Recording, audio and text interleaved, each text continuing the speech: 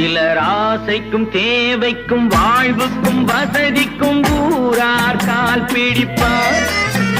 ஒரு மானமில்லை அதில் ஈனமில்லை, அவர் எப்போதும் வால் பிடிப்பார். எதிர்காலம் வரும் என் கடமை வரும், இந்த கூட்டத்தின் ஆட்டத்தை ஒழிப்பேன். பொது நீதியிலே புது பாதையிலே வரும் நல்லோர் முகத்திலே விழிப்பேன்.